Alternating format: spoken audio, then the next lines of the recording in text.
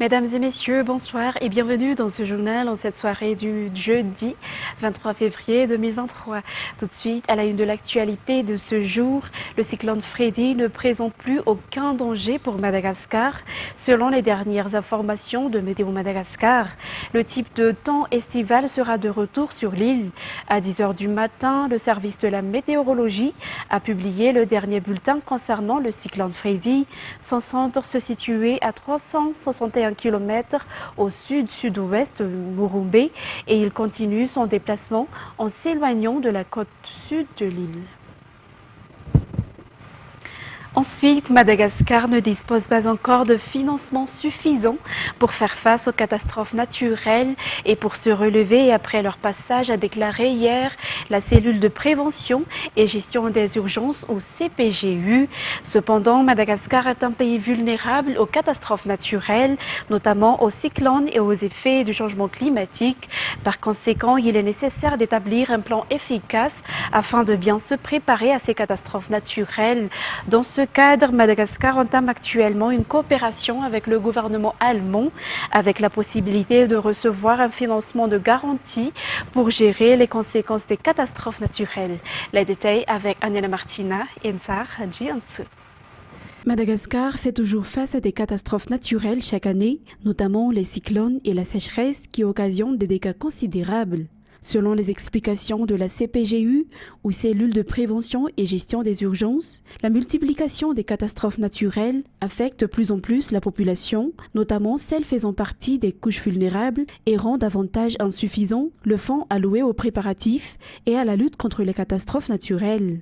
À cet égard, les autorités et chaque entité concernée sont dans l'obligation de trouver d'autres sources de financement afin d'améliorer les interventions et les préparations pour faire face aux catastrophes naturelles.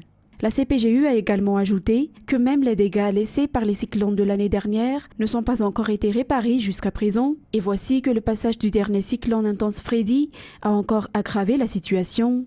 De ce fait, c'est dans le but d'accélérer les réhabilitations des dégâts et d'aider les victimes des passages des cyclones que le gouvernement malgache, à travers la CPGU, collabore avec d'autres partenaires techniques et financiers. Le gouvernement allemand a ainsi répondu à cet appel et le processus de coopération entre les deux entités en est à son début. Une collaboration qui se présente sous la même forme que l'assurance risque et catastrophe, dont Madagascar bénéficie déjà selon toujours les explications.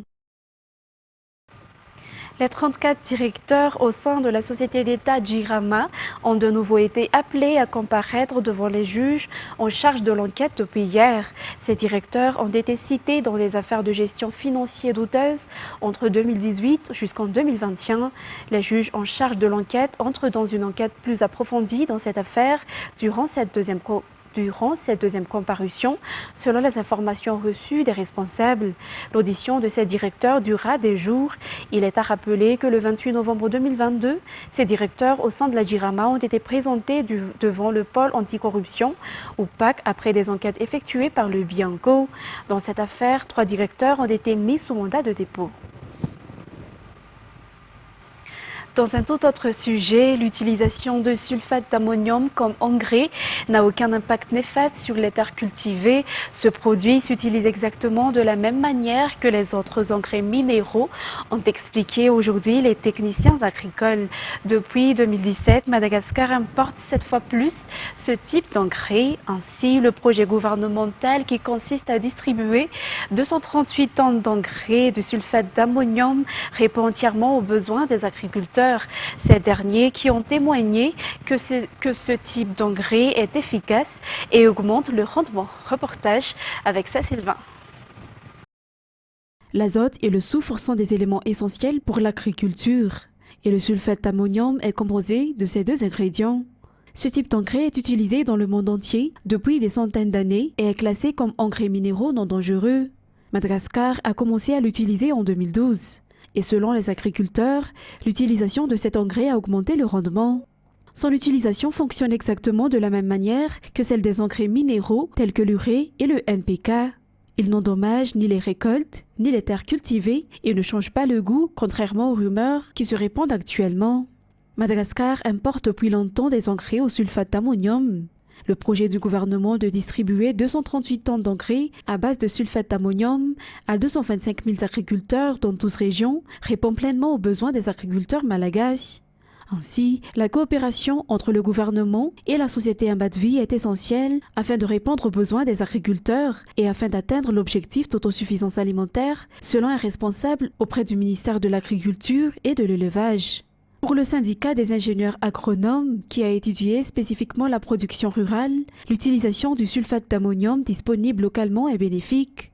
Le SIAM a confirmé, en outre, que les ingénieurs agronomes de toute l'île peuvent apporter des conseils sur l'utilisation de cet engrais. L'armée assure la sécurité et la paix dans tous les domaines, que ce soit sur terre, dans les airs ou en mer, en établissant des stratégies efficaces à long terme qui renforcent la confiance du public à son endroit. Elle garantit également une protection contre les nouvelles menaces multiformes provenant de l'intérieur et de l'extérieur. C'est Charadji Anassi. Nous nous concentrerons davantage sur la protection de nos frontières maritimes contre les personnes qui font des exploitations illicites, ainsi que la protection contre les nouvelles menaces sous différentes formes, tant de Madagascar que de l'étranger, a confirmé hier le ministre de la Défense nationale, le général Rakutwarzan Nadjouswa, lors du Conseil des ministres qui s'est tenu au palais d'Iavlou. La mise en œuvre de tous ces objectifs est cohérente avec la poursuite de la mise en œuvre du Vélin numéro 1 du président de la République, qui est l'instauration de la paix et de la sécurité dans toutes les régions de Madagascar. Afin d'atteindre ces objectifs, il est nécessaire de renforcer la coopération qui existe déjà entre l'armée et les autres corps des forces de l'ordre pour pouvoir éliminer ensemble les actes criminels, que ce soit dans les campagnes que dans les grandes villes. L'utilisation des nouveaux équipements pour pouvoir instaurer cette insécurité est aussi nécessaire. Tout cela inclut la nécessité de poursuivre les changements structurels qui ont déjà commencé au sein de l'armée malagasy. Hier également, le président de la République, Andrzej a confirmé que l'hélicoptère Airbus H130 qu'il avait promis le 22 décembre sera bientôt remis à l'armée malagasy. Ce nouvel hélicoptère pourra être utilisé pour sauver les compatriotes face à l'insécurité et surtout pour transporter les forces armées blessées en mission. Hier, la délégation parlementaire du Sénat, conduite par le président de cette institution, a rencontré la présidente de la région Réunion pour sceller les liens forts entre les deux îles sœurs de l'océan Indien. La délégation a également rencontré le maire de Tampon, Etienne Akoun. Bien, Latifera nous en dit plus. La visite officielle à l'île de la Réunion de la délégation du Sénat de Madagascar, conduite par le président du Sénat, Herman Anarazaf-Maïef, a été marquée par une rencontre décisive avec la présidente de la région Réunion, Huguette Bello, hier 22 février 2023. L'objectif de cette rencontre était de jeter les jalons d'une coopération solide, structurée et pérenne entre la région Réunion et le Sénat de Madagascar. Le but étant de ranimer les liens forts, historiques et fraternels entre les deux pays et leurs populations respectives. Les deux parties s'activeront ainsi à tisser et consolider chaque secteur prioritaire de coopération entre les deux îles, unies par la volonté commune de prier dans l'océan Indien. Les domaines prioritaires soulevés qui seront approfondis dans un cadre de co-développement sont notamment ceux de l'agriculture, de l'agroalimentaire, de l'industrie, de l'éducation, du tourisme, de la culture à travers la francophonie, de la jeunesse, de l'environnement et de l'énergie renouvelable. À noter que l'année 2023 marquera le 360e anniversaire du peuplement de la Réunion, dont, selon Madame Bello, les ancêtres sont majoritairement malagasy. Toujours dans le cadre de sa visite officielle à l'île de la Réunion, la délégation du Sénat de Madagascar, conduite par son président, Herman Anarazaf-Maïef, a eu une rencontre avec le maire de Tampon, Etienne Akoun, hier mercredi 22 février 2023, dans le but de renforcer les liens d'amitié et de coopération entre cette commune située au sud de l'île de la Réunion et le Sénat de Madagascar. Cette rencontre a été ainsi l'occasion d'échanger sur les moyens de concrétisation de plusieurs projets en faveur des collectivités territoriales décentralisées de Madagascar. Le Sénat de Madagascar servira de facilitateur et de pont entre la ville de Tampon et les villes de Madagascar qui travailleront ensemble dans plusieurs domaines de coopération. Et puis, 200 importateurs de marchandises par groupage en provenance de Chine sont victimes du blocage de leurs marchandises depuis le mois de juillet jusqu'à maintenant, selon leurs plaintes. C'est l'entreprise qui s'occupe de l'importation et de toutes les procédures administratives qui refusent de débloquer leurs marchandises suite à des problèmes rencontrés au niveau de la douane, selon toujours les explications. Or, le problème douanier a été déjà réglé, mais la société refuse toujours de livrer leurs marchandises. Ainsi, ces importateurs lancent un appel aux responsables gouvernementaux à regarder de près cette situation. Les détails avec Radroman Zatouf sur les images de Anzar Hazonarville. 14 conteneurs sont bloqués à Touamas depuis juillet de l'année 2022, selon les plaintes de ces importateurs. Certains de ces articles ont été importés pour être vendus durant les fêtes de Noël et de fin d'année. Cependant, 7 mois après, ils n'ont toujours pas reçu leurs marchandises. En effet, l'entreprise qui prend en charge les formalités administratives dans les contrats d'importation entre les petits importateurs nationaux et les opérateurs en Chine avait eu des problèmes avec la douane. Une situation qui a entraîné le blocage des marchandises.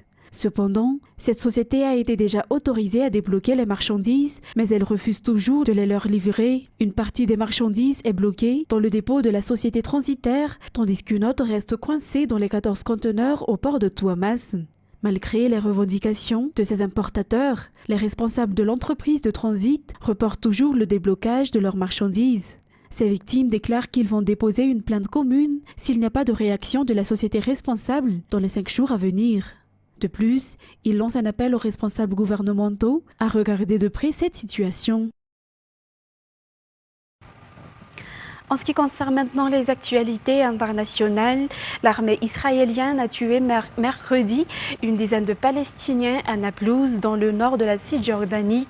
Plus de 80 personnes ont été hospitalisées pour des blessures par balle. Ceci est l'opération la plus meurtrière menée par l'armée israélienne en Cisjordanie, occupée depuis 2005 au moins. Reportage sur les images de France 24. Le corps transporté est celui de l'un des Palestiniens tués ce mercredi à Naplouse. La ville de Cisjordanie a été le cadre d'un raid que l'armée israélienne a qualifié dans un communiqué d'opération antiterroriste au cours de laquelle 3 suspects recherchés et impliqués dans des attaques armées en Cisjordanie et planifiant des attaques dans un futur immédiat ont été neutralisés. Quelques heures plus tard, les rues de Naplouse se remplissent de Palestiniens venus pleurer leur mort et crier leur colère, car l'opération, qui visait initialement des responsables du mouvement djihad islamique, a eu des conséquences bien plus importantes que celles mentionnées par les Israéliens. Une dizaine de morts, une centaine de blessés. Le bilan dépasse celui de l'incursion qui avait eu lieu il y a près d'un mois à Jenin et qui était déjà la plus meurtrière en Cisjordanie depuis 20 ans. Car une fois dans la ville, les soldats israéliens ont dû affronter de nombreux habitants, d'où le nombre très élevé de victimes dénoncé par le secrétaire général de l'OLP. Un autre massacre commis par l'occupant dans son agression contre Naplouse ce matin. Le sang des enfants et des personnes âgées et la destruction des maisons. Nous demandons à la communauté internationale d'intervenir immédiatement. Les 2 membres du djihad islamique ciblés par l'opération étaient proches de la Fosse au Lion, un groupe armé de jeunes Palestiniens de Naplouse qui avait plusieurs fois affronté l'armée israélienne l'année dernière, jusqu'à l'élimination de la plupart de ses membres à l'automne. Les 2 hommes auraient été tués lorsque les forces spéciales israéliennes ont fait sauter l'immeuble de la vieille ville de Naplouse où ils étaient réfugiés. Après cette nouvelle opération, les responsables sécuritaires israéliens s'attendent à de possibles représailles, ce qu'a notamment laissé entendre un porte-parole du Hamas à Gaza.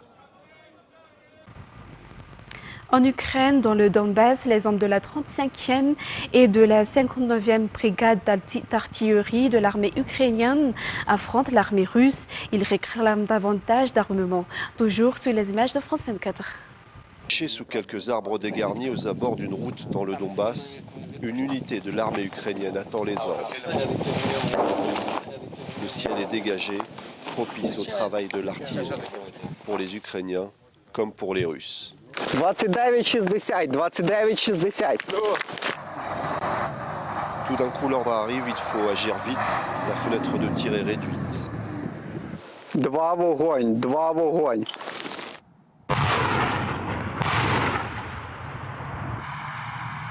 Les munitions sont précieuses.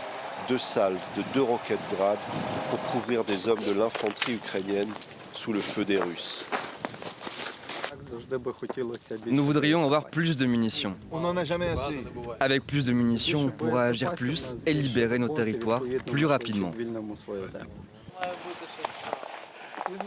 D'après ces hommes, leurs munitions sont tout juste suffisantes pour empêcher l'ennemi de gagner du terrain, mais pas pour contre-attaquer.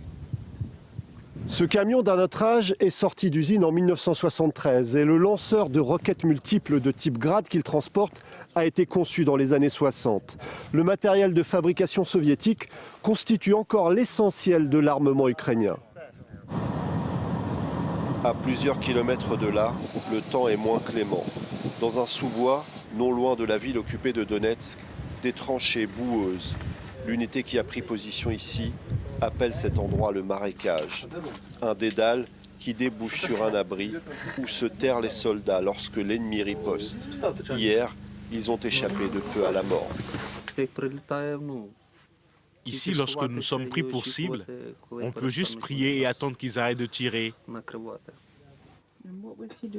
Simone se désespère de voir arriver cet armement occidental dont on lui rabâche les oreilles. Notre équipement n'est pas le meilleur. Il n'est pas fiable. Pas fiable. Il tombe en morceaux. Cette guerre a débuté il y a 1 an et rien de neuf à l'horizon. Les hommes sortent de leur bunker. Le ciel s'éclaircit, les drones vont pouvoir décoller et transmettre les coordonnées pour les frappes. Pour tirer, cette unité dispose d'un canon Howitzer D-20, conçu dans les années 50 en Union soviétique. On a peu d'obus de 152 mm. On est réapprovisionné, mais en petite quantité. En dehors de vieux stocks ukrainiens, on a seulement ce qu'on a pris aux Russes. Même les munitions de l'ère soviétique se font rares et elles sont essentiellement produites par la Russie et la Chine. Notre interview tourne court. Le lieutenant vient de recevoir des coordonnées pour frapper l'ennemi.